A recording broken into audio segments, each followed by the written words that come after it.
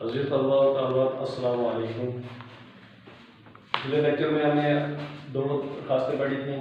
ठीक है, मैंने आपको खाका भी बताया था कि नंबरों की तकसीम भी आपको बताई थी कि आपने ये चीज़ें ज़हननशीन करनी है, सिर्फ कापी पे नोट नहीं करनी बल्कि इसे ज़हननशीन करना है। आपने जब भी दरखास्त लिखनी है इस खाके को मद्देनज़र रख के लिखनी है। दोबारा मैं आपको ये खाका लिख के दूँ। बाखिदमत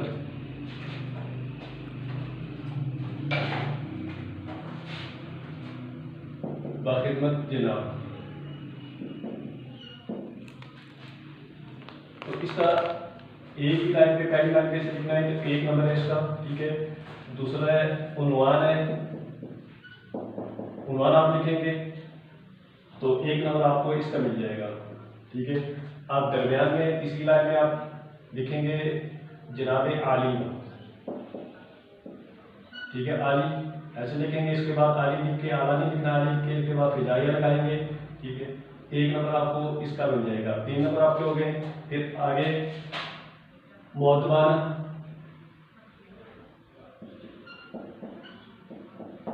गुज़ारिश, यानी ये आप लिखते हैं, इसे बोलते हैं नफ्स मज़मून। जो आप दिया गया है उन्वान, उसके तहत आप जब लिखेंगे तो इसे नफ्स मज़मून बोलते हैं, इसे नफ्स मज़मून बोलते हैं। इसके नंबर आपके 5 हैं, नफ्स मज़मून के 5 नंबर हैं। ये आप लिखें, 5 नंबर आपको इसके मिलेंगे। तारीख आपने उर्दू में लिखनी है। लिखते हैं आप जून, डैश लगाएंगे, 14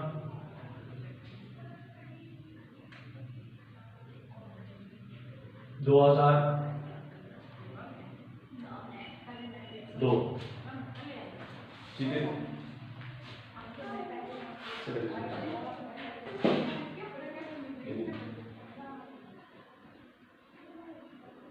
14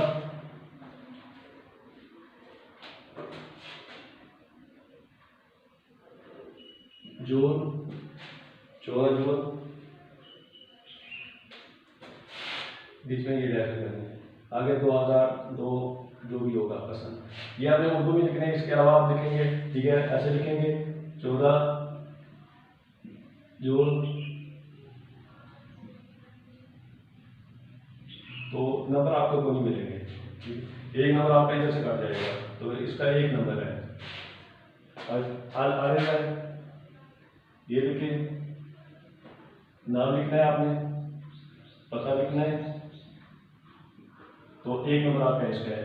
यानी 5 नंबर आपके असल नफ्स मज़मून के हैं, जो आपको उन्वान दिया गया है, जो आपने सब दरखास्त लिखनी है, 5 नंबर आपके उसके हैं। बाकी एक नंबर इस पहली लाइन का है, दूसरी लाइन का है, ठीक है, एक नंबर तीसरी लाइन का। अगर आप इन जगहों पे आप लिखेंगे तो आपका नंबर मिलेंगे, ठीक है। तो 5 नंबर आपके इस लाइन और 5 नंबर आपके उन्वान के हैं। समझ आ गया?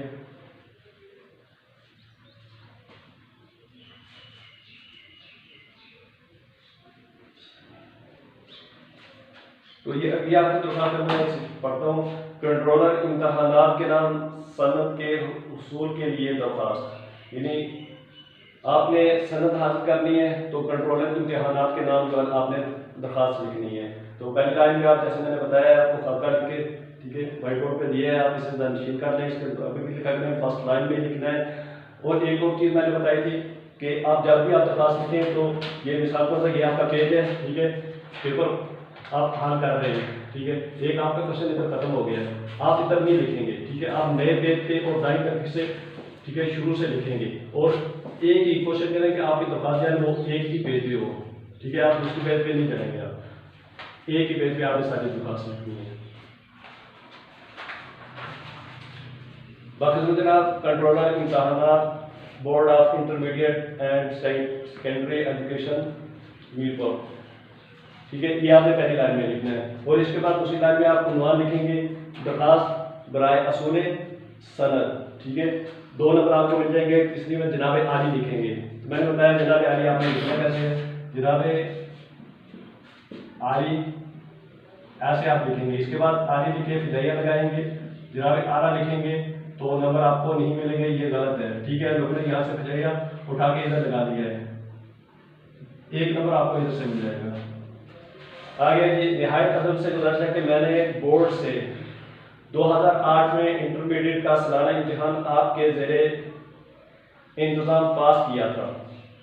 इस इम्तिहान में मेरा रोल नंबर था, यानी आप कोई भी लिख सकते हैं। तकरीबन 2 साल हो गए हैं मगर अभी तक मुझे सनद मौसूल नहीं हुई। मेरे साथ इम्तिहान में शरीक होने वाले कई साथी सनदें वसूल कर चुके हैं। इस साल मुझे BA के इम्तिहान में शरीक होना था। दाखिला फॉर्म के साथ इंटरमीडिएट की सनद की तस्दीक शुदा कापी का मुंसलिक होना ज़रूरी है, इसलिए आपसे गुजारिश है कि मुझे जल्द अज जल्द सनद अरसाल फरमाकर शुक्रिया का मौका दें। ठीक है, आगे आप मुझे डेट लिखेंगे और उर्दू में लिखनी है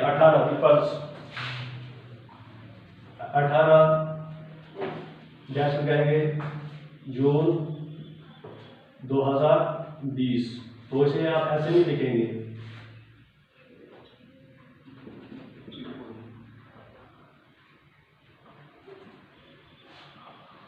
इसके नंबर को नहीं मिलेंगे आपको, ये नंबर एक आपका नंबर काट जाएगा। ठीक है, आगे आप लिखेंगे, एक ही बंदा है जो दरखास्त दे रहा है। ठीक है, आर्ज लिखेंगे, आप नहीं लिखेंगे। आगे चौथी दरखास्त प्रिंसिपल साहब के नाम फीस माफी की दरखास्त, तो पहली लाइन में आप लिखेंगे बख्शुद्दीन जनाब प्रिंसिपल साहब गवर्नमेंट कॉलेज अली बेजीम। ठीक है, दूसरे में उन्वान लिखेंगे दरखास्त बराए फीस माफी। तीसरी लाइन में जनाब आली लिखेंगे, बहुत वाला गुजारिश है कि मैंने हाल ही में आपके इदारे में दाखिला लिया, मैट्रिक का इम्तिहान मैंने अव्वल दर्जे में पास किया है। यहाँ भी साथीज़ा मेरी कारकर्दगी तालीमी कारगुजारी से मुतमईन है। मेरे वालिद साहब एक फैक्ट्री में काम कर रहे थे। गुज़श्ता 2 माह से मालकान ने नामालूम वजूहात की बिना पर फैक्ट्री बंद कर दी है। यूँ वालिद साहब बेरोजगार हो गए हैं। इन हालात में हो गए, घर के अखराजात पहले ही मुश्किल से पूरे हो रहे थे, अब तो हालात निहायत अबतर हो गए हैं, यानी पहले से भी खराब हो गए हैं। इन हालात में वालिद साहब के लिए मुमकिन ही रहा कि वो मेरी कॉलेज की फीस अदा कर सकें। ऐसे में अगर आप इनायत करते हुए मेरी सालाना फीस यानी पूरी फीस माफ़ कर दें तो मैं अपना तालीमी सिलसिला जारी रख सकूँगा, वरना हालात के हाथों मजबूर होकर मुझे तालीम को खैर बात कहना पड़ेगा। अगर आप करम फरमाते हुए मेरी फीस माफ़ फरमा देते हैं तो मैं इस मेहरबानी के इवज़ ज़्यादा से ज़्यादा मेहनत करके आपके इदारे का नाम रोशन करने की कोशिश करूँगा। फिर आप डेट लिखेंगे, उर्दू में लिखेंगे, फिर आरिस तालिब इल्म, ठीक है, अली बेजीम पता, ठीक है, सारे आप वगैरह प्रॉब्लम लिखे। ठीक है, तो आज के लिए इतना ही काफ़ी है। ठीक है, इजाज़त चाहता हूँ। अल्लाह हाफिज़। अस्सलामु अलैकुम।